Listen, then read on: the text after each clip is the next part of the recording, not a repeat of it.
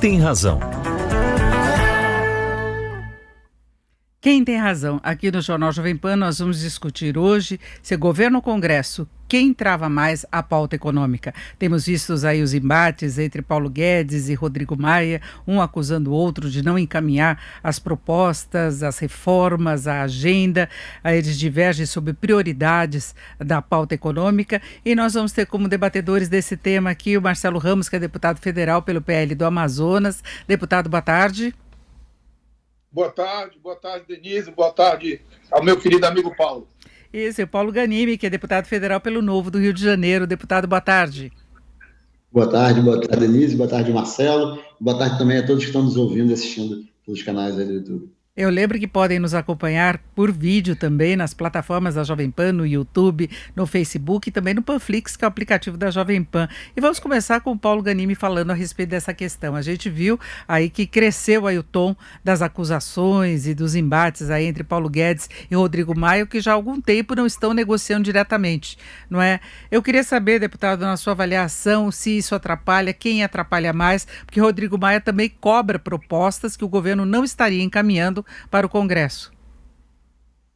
Olha, eu acho que no final das contas todo mundo perde, né? Porque o Brasil não consegue avançar nas pautas de reformas, a gente precisa muito avançar na reforma tributária, na reforma administrativa, que já começou, já chegou, na verdade, aqui na Câmara, mas ainda não avançou, mas demorou muito a chegar, né? Temos que destacar isso, era para ter chegado no ano passado e não foi enviada no ano passado, só chegou esse ano. Então, no final das contas, é um jogo de perde-perde. Um fica brigando com o outro e acaba que, no final das contas, quem sai derrotado dessa briga é o Brasil, é o povo brasileiro, que precisa muito dessas reformas para voltar a crescer. Então, acho que ninguém tem razão, né? Na verdade, acaba que quem tem razão é a população que cobra, tanto do governo quanto do parlamento, com razão também, porque eu acho que a pauta, quem trava a pauta econômica são os dois, né? O governo não deixa andar por conta até dessa questão da CPMF, que eu acho um grande absurdo, né? E essas outras ideias estapafúrdias agora da renda cidadã, de usar os precatórios, usar o dinheiro do Fundeb, e também o Congresso, às vezes, trava algumas pautas, não acho que seja tanto a questão da reforma tributária, mas tem pauta, assim, importante que o Congresso não avança, o exemplo das privatizações, né, da própria privatização da Eletrobras, que já está aqui, essa a gente não pode colocar a culpa no governo, mas até nessa o governo também tem que fazer o seu papel. A gente lembra da reforma da Previdência, que enquanto governo, né, inclusive a reforma da Previdência, muito bem presidida a comissão pelo deputado Marcelo Ramos, que fez um trabalho brilhante na comissão, mas a reforma da Previdência só avançou de fato quando o governo colocou seu time em campo para conseguir mobilizar os parlamentares e a sociedade também para defender a pauta da reforma da Previdência. Então, é um jogo de perde-perde e quem sai perdendo, no final das contas, mais ainda é a sociedade brasileira. Deputado Marcelo Ramos, agora a sua avaliação dessa situação. Eu quero primeiro comentar a minha total convergência com o deputado Paulo Ganimi de que nessa disputa quem mais perde é o Brasil, quem mais perde é o povo brasileiro. Infelizmente, eu acho que está faltando grandeza de lado a lado para entender o quanto é importante para o país construir o mínimo de convergência que nos faça retomar a pauta reformista para preparar o Brasil para a superação desse momento de crise e retomada de um caminho do viés de crescimento. Mas eu queria aqui, Paulo, Denise e quem nos assiste, trazer duas premissas que eu acho que são importantes e precisam ser colocadas no debate. Na verdade, três. A primeira delas é que o governo bate muito a cabeça do que encaminhar, do que priorizar, e bate cabeça porque parte de uma equação que não fecha em hipótese nenhuma. O governo quer um programa de renda mínima, quer desoneração da folha, quer abrir espaço fiscal para investimento público, sem cortar despesa e sem aumentar tributo. Desculpem, essa conta não fecha. Não tem matemático, não tem economista que consiga fechar essa operação. Então, enquanto o governo não resolver essa contradição e optar por cortar despesa para abrir espaço fiscal para esses programas que são importantes para o Brasil, ele vai sempre patinar. A segunda premissa que eu acho que é importante é uma premissa política. Infelizmente, as coisas internamente na Câmara dos Deputados estão contaminadas pelo processo sucessório da Câmara. É preciso grandeza dos líderes. de afastar o debate do processo sucessório da Câmara, de manter a Câmara unida para aprovar o que o Brasil precisa e depois, no momento adequado, começar as disputas por espaço pensando na sucessão da Câmara. E o terceiro, Paulo, é uma constatação. E a constatação, eu até fiz hoje nas minhas redes sociais, é que o governo aprovou muito mais matérias importantes quando não tinha base do que agora que tem uma base. O que demonstra que a questão não é estabelecer uma relação fisiológica entre governo e Câmara. A Câmara tem uma maioria comprometida com políticas de responsabilidade fiscal. Se os projetos chegarem, a Câmara vai tocar. Então, eu iniciaria o debate colocando essas três premissas na mesa e com absoluta convergência com o Paulo de que nessa história toda quem mais está perdendo é o Brasil e os brasileiros. Deputado Paulo, tem um excesso de mensagens que vêm do Executivo, né, da equipe econômica, do governo de modo geral. O senhor rebateu, inclusive, alguns pontos, como aquela ideia de usar os precatórios, de se criar uma nova taxação sobre transações digitais, e o deputado colocava essa questão, inclusive, porque agora a base de apoio do governo tem participado da elaboração dessas propostas, não é? Com certeza, Denise. Tem um ponto aí que o Marcelo trouxe, que eu concordo com as afirmações dele, mas ele faltou só colocar um elemento aí também que gera complexidade. São as eleições de 2022. Né? Parte dessa dificuldade, né, dessa incoerência que o Marcelo falou, de que é difícil você conseguir fazer reforma aqui, ao mesmo tempo criar uma assistência social, sem diminuir despesa, sem fazer isso, sem fazer aquilo, isso é verdade, mas principalmente porque tem uma agenda eleitoral para 2022. Se não houvesse preocupação com a agenda eleitoral de 2022, talvez esses problemas não fossem tão divergentes assim. Por quê? Você conseguiria, sim, fazer um novo programa de assistência social, cortando na carne, fazendo reforma administrativa, diminuindo o tamanho da máquina, diminuindo os custos do governo. Por quê? Você não estaria preocupado com os votos que você está perdendo para 2022. A gente reconhece a necessidade de melhorar o programa de assistência social como o Bolsa Família. Né? Eu acho que todo mundo sabe que o Bolsa Família é bom, mas deveria ser muito melhor. E essa ideia de fazer um novo programa, ela é positiva. Eu acho que ninguém contesta isso. O problema é como você financia isso. E sem cortar na própria carne, ou até mesmo, o que é mais polêmico ainda, e que foi o ponto lá de divergência quando a equipe econômica apresentou originalmente o Renda Brasil, era a focalização dos programas sociais. É algo muito polêmico, porque quando você fala de focalização, uma parte da população que recebe hoje assistência social deixaria de receber algum tipo, seja o abono, ou seja outros tipos de assistência social. Isso perde voto. Isso perde voto. Tem que ter coragem para enfrentar essa agenda. Assim como a reforma administrativa perde voto.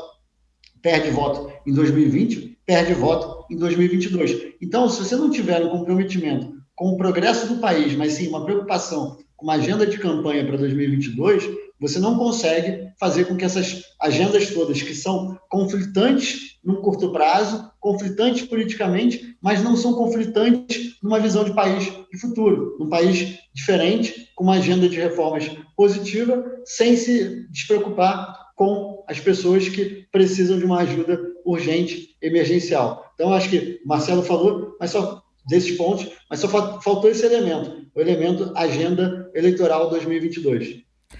Deputado Marcelo Ramos, eu lembro que o presidente Bolsonaro fez mais uma viagem ao Nordeste, a gente percebe receptividade e tem muita relação com o auxílio emergencial, daí a preocupação, talvez que o deputado Paulo tenha colocado com as eleições de 2022, é sustentar a popularidade que foi assegurada por esse benefício que teve um papel relevante na economia. Agora, tem um diferencial, por exemplo, quando o senhor lidava com a questão da reforma da Previdência, e lá atrás, antes, quando foi lançada a ideia do governo Temer, naquela época não se tinha esse tipo de preocupação. Não é? Temer levou adiante a reforma trabalhista, que era das coisas mais impopulares que se poderia lidar, e depois tocou na questão da reforma da Previdência, que não passou por pouco naquela época, não é? Eu acho que primeiro tem uma constatação. O populismo fiscal ele é muito tentador, mas a gente sabe as consequências dele. O populismo fiscal ele dá o respiro da morte. ele dá uma saída da crise em pico e depois uma depressão absurda.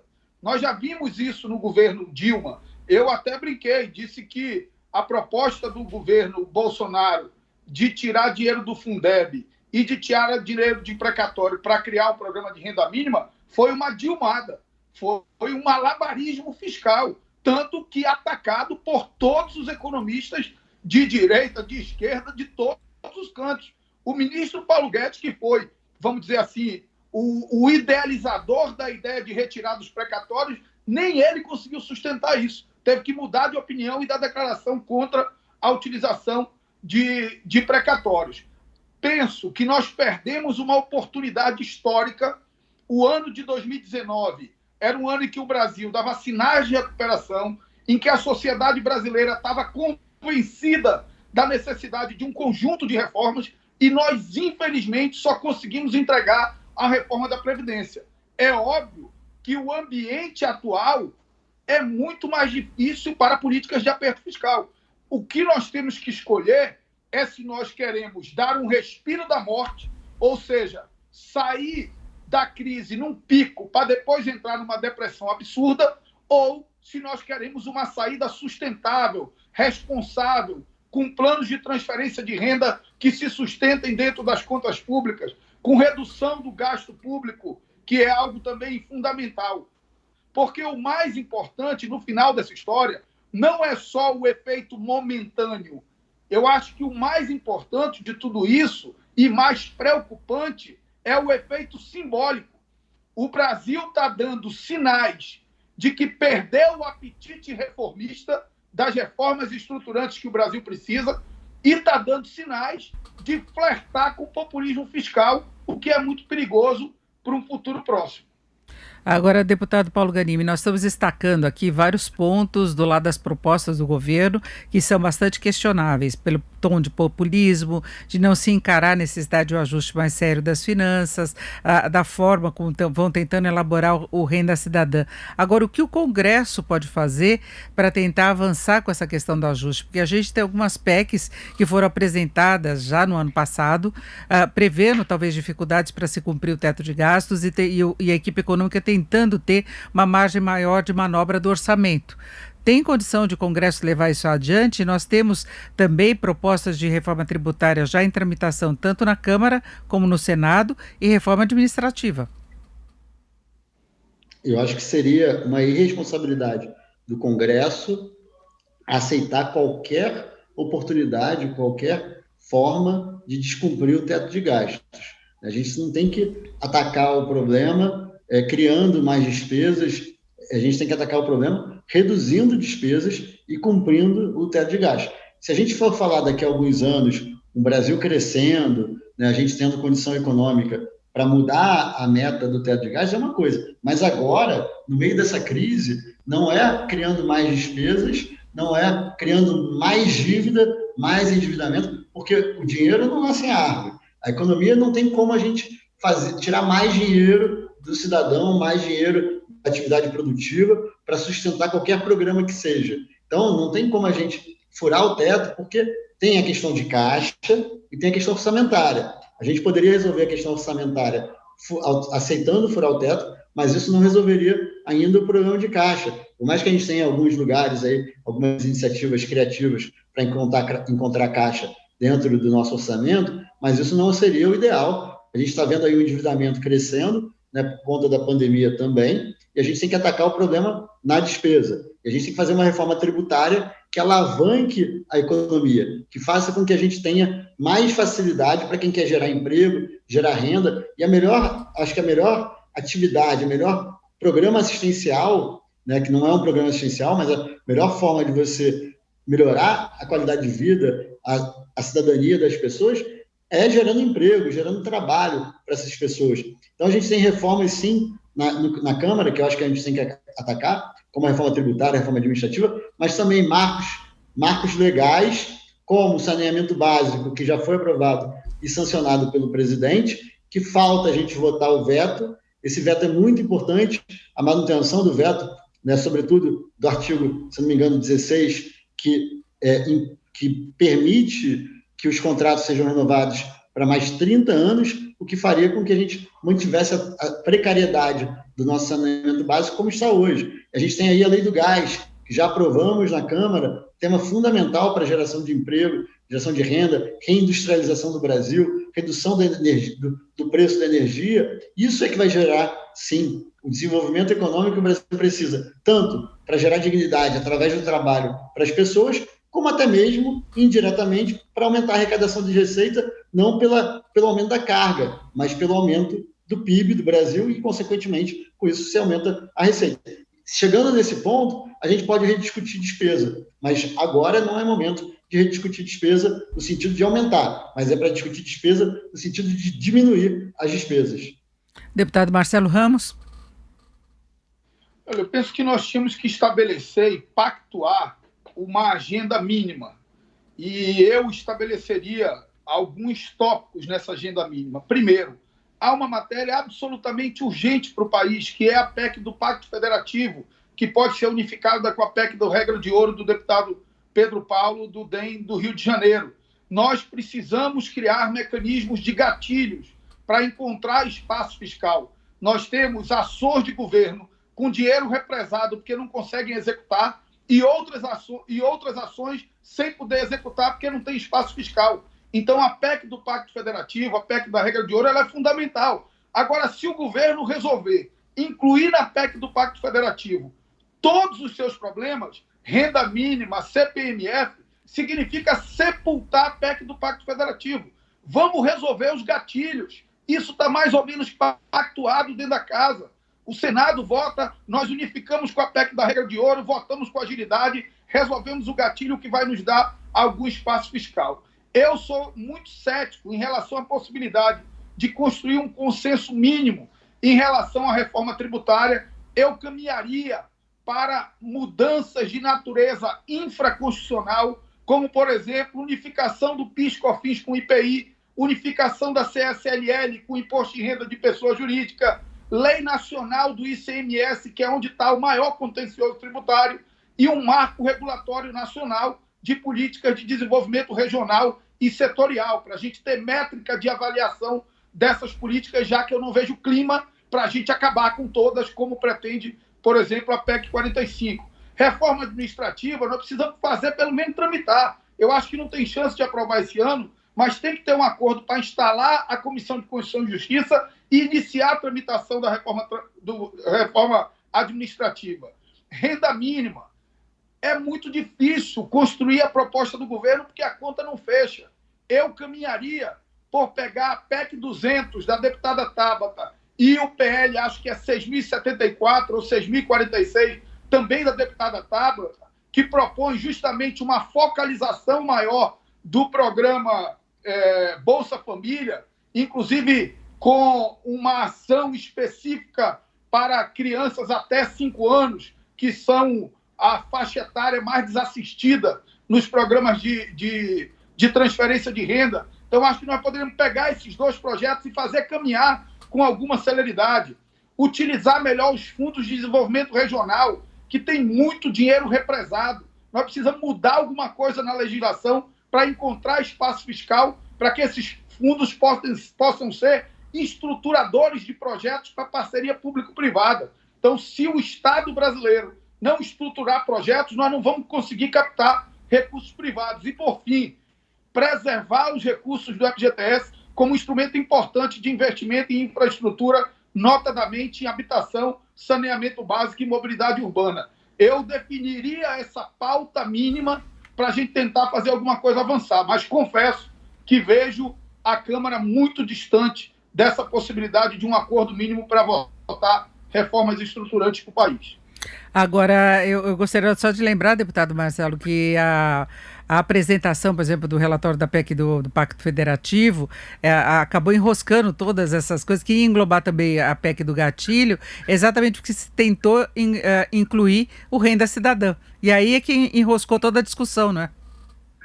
Exatamente. Nós temos que resolver o que já está pactuado, que são os gatilhos. Vamos resolver os gatilhos através da PEC do Pacto Federativo e resolve esses outros temas em outras matérias.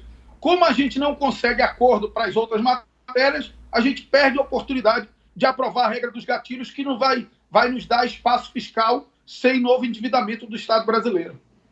Mas aí, deputado Paulo Ganimi, depende também de o governo dar o ok para seguir adiante com essas PECs sem incluir o Renda Cidadã, não é? Eu acho que depende do governo dar ok até um certo ponto, né? Acho que é claro que tem que ter o máximo de sinergia entre os poderes, né? O Congresso Nacional e o Executivo, até porque dificilmente as coisas andam, né? Apesar do Marcelo ter dito que antes do governo ter base forte, as coisas andavam mais fácil, ele tem razão por um lado, mas a gente sabe muito bem, não foi o caso do Novo, mas muitos parlamentares foram favoráveis à reforma da Previdência por conta de alguma relação com o governo e muitos deles por conta das emendas extras que foram entregues. Isso não é nenhuma novidade, né? Então, de alguma forma, o governo tem que estar imbuído também para que isso avance. Agora, eu acho que talvez seja o momento também do Congresso, né, dos nossos presidentes aqui da Câmara e do Senado, tomarem as rédeas e falarem, olha, a gente vai fazer avançar. Depois, se não andar, a culpa não é nossa. Também não pode o governo ficar sendo dono do parlamento também. Eu acho que isso é importante. Agora, só um ponto que o Marcelo falou, eu sou um pouco mais otimista quanto à reforma tributária. Os outros elementos, em especial a PEC a questão do gatilho, a questão da PEC emergencial, né, o trabalho do Pedro Paulo, tudo mais, eu concordo com ele, mas a reforma tributária, eu acho que a gente tem condição sim de avançar. O texto, eu acho que está pronto já, está praticamente pronto, e aí falta só a vontade de botar isso para votar, quem sabe aí no plenário, ainda esse ano. E outro elemento que eu traria na pauta, na agenda positiva do Marcelo, que ele trouxe, são questões ligadas também ao combate à corrupção. A gente esquece de botar aí combate à corrupção, combate à impunidade, como um elemento também fundamental para o Brasil voltar a crescer, para dar confiança para o investidor, dar confiança para o cidadão e garantir os direitos básicos do cidadão. E aí o Marcelo tem uma responsabilidade grande também nesse tema, que é a questão da prisão, da condenação em segunda instância. Então, também eu colocaria aí nessa agenda, assim como também o fim do foro privilegiado, que não está na mão do Marcelo, mas que é uma pauta também muito importante nessas pautas para o Brasil do futuro. Agora, deputado Marcelo, o senhor que citou essa questão da base do governo, que antes estava talvez a agenda econômica avançando com mais rapidez, como é que está o relacionamento agora? Houve várias mudanças aí em vice-lideranças do governo, uma coisa muito recente, mas como é que o senhor percebe as negociações, o encaminhamento de pautas agora? Claro que a gente chegou numa situação extrema por causa do Renda Cidadã, mas como é que é o tipo de negociação, de tramitação das matérias agora? Eu penso que a tática do governo, quando constituiu uma base, foi uma tática equivocada, porque o governo constituiu uma base na premissa de isolar o presidente Rodrigo Maia. E pelo nosso modelo de organização do Poder Legislativo, a pauta é toda coordenada pelo presidente. Portanto, o governo pode ter a base que for. Se não tiver boa vontade do presidente da Câmara na condução e na definição da pauta, as coisas não andam. Então, o governo e o presidente Rodrigo Maia precisam sentar à mesa e repactuar, não em torno do que quer o Paulo Guedes, não em torno do que quer a base do governo na Câmara, mas em torno do que o Brasil precisa. E o presidente Rodrigo Maia é alguém comprometido com essa pauta reformista, pelo menos até aqui sempre se demonstrou assim. Então, eu acho que houve esse erro tático do governo que atrapalha muito o andamento das coisas. E só em relação à reforma tributária, Paulo, a minha ponderação é a seguinte: na reforma da Previdência, conforme andavam os trabalhos, nós sinalizávamos as mudanças no texto original do governo de forma a amealhar uma maioria de votos. Qual é o problema da reforma tributária? É que o texto que existe hoje é exatamente o mesmo texto apresentado há um ano atrás. Não houve nenhuma sinalização para resolver, por exemplo, o grave problema do transporte coletivo no sistema da PEC 45, o grave impacto no setor da construção civil, que é um setor que emprega muito. Então, se o relator não for dando esses sinais de superação de alguns gargalos do texto inicial da proposta, a gente não vai amealhando a quantidade de votos necessários para aprovar. Então, por isso eu tenho certo ceticismo. Quero crer que o relator apresentará pelo menos um texto inicial do relatório. Em relação à PEC da segunda instância, eu quero concordar com você, Paulo. Eu hoje tive um debate com o deputado Gilson, também do Novo, na TV Câmara, e eu dizia para ele que nós precisamos ter um combo de ações relacionadas ao Poder Judiciário. A questão do foro privilegiado, a questão que eu defendo, de que afastamento de mandato só possa ocorrer por prisão, por decisão colegiada, algo que o deputado Gilson, imagino que o novo discorde também, legítimo e democraticamente, e a PEC da segunda instância, porque esse pacote de ações significa uma verdadeira reforma do Poder Judiciário, entrega ao Brasil um Poder Judiciário mais célere, mais efetivo e resgata a confiança das pessoas e dos investidores nas instituições nacionais. Agora, deputado Paulo Ganimi, há risco, por exemplo, por essa questão que se colocou da posição de Rodrigo Maia, que se tentou isolar, de a pauta toda ficar atropelada ou deixada meio de lado? Primeiro que a gente tem logo eleições municipais e depois eleições para a presidência da Câmara e do Senado no começo do ano. A gente pode perder esse tempo todo? Eu acho que sim, Denise. Eu estava mais otimista há uns 2 meses atrás, inclusive o presidente Rodrigo Maia tinha dito que pautaria esses temas no mês de agosto. A gente avançou, agosto e setembro, na verdade, a gente avançou, pelo menos a lei do gás foi aprovada, que para mim é um tema muito importante, eu estava bem diferente desse tema, mas a reforma tributária, por exemplo, não avançou. As eleições atrapalham o andamento, a gente vê hoje a Câmara esvaziada, né, mesmo não esvaziada por conta da pandemia, como já está desde o início da pandemia, mas esvaziada de forma virtual, inclusive, com poucas matérias. Então, acho que o timing realmente foi perdido, mas eu ainda tenho confiança que pelo menos alguma dessas reformas estruturantes consiga avançar. A administrativa que eu acreditava, eu concordo com o Marcelo quando ele fala, vamos começar a tramitar, passa no CCJ, na comissão especial, e deixar o rito normal, até porque é um tema mais polêmico, é um tema que envolve mais discussões ideológicas, né, direita e esquerda, até mais do que a tributária, mas a reforma tributária, eu acho que sanando os aspectos técnicos, né, que, independente da minha concordância ou não com os pontos que o Marcelo trouxe, é uma reforma mais técnica, é uma reforma menos ideológica, e a gente conseguiria, eu acho, sim, avançar, mesmo que fosse direto no plenário, né, avançando nesse tema. E aí já seria um grande salto. Imagina só, a gente, inclusive, me surpreende, porque eu imaginava que o presidente Rodrigo Maia ele ia ter esse espírito, né, até por uma questão pessoal, né, de vaidade, não vaidade ruim, mas uma vaidade positiva, de ser o cara que conseguiu aprovar uma reforma da Previdência muito relevante e uma reforma tributária muito relevante para o país. Ele entregar isso como legado desses 2 anos, né, claro, não são só 2 agora, mas desse mandato agora como presidente da Câmara, seria uma grande entrega para a sociedade, e eu imaginava, e espero ainda imaginar, que ele queira cumprir com esse objetivo. A administrativa já não tem mais tanta esperança, mas com certeza as eleições atrapalham, e depois a presidência da Câmara. Mas a presidência da Câmara, acho que ela atrapalha muito mais, aí não é tanto o lado do presidente Rodrigo Maia, concordo com o Marcelo, essa relação governo com o presidente da Câmara, ela não pode ser uma relação ruim. O presidente da Câmara, qualquer que seja, tem muito poder, né? A gestão da Câmara é muito presidencialista, muito forte, mas também os outros atores que querem ser presidentes da Câmara, né, sem entrar aqui no mérito de quem, também estão atuando para, de alguma forma, minar um pouco a presidência do presidente Rodrigo Maia. E aí, eu, sendo bem transparente aqui, né, não estou falando do Marcelo, não, tá, gente? Tá certo. Nós vamos fechando por aqui o nosso debate de hoje, Quem Tem Razão, e também o Jornal Jovem Pan, mas eu agradeço muito a participação do Paulo Ganimi, deputado federal pelo Novo do Rio de Janeiro. Deputado, muito obrigada.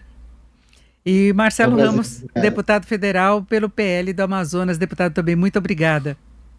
Obrigado, Denise. Sempre uma alegria poder dialogar com o Paulo, que é o cara que tem meu carinho e minha admiração. Isso, muito obrigada a vocês que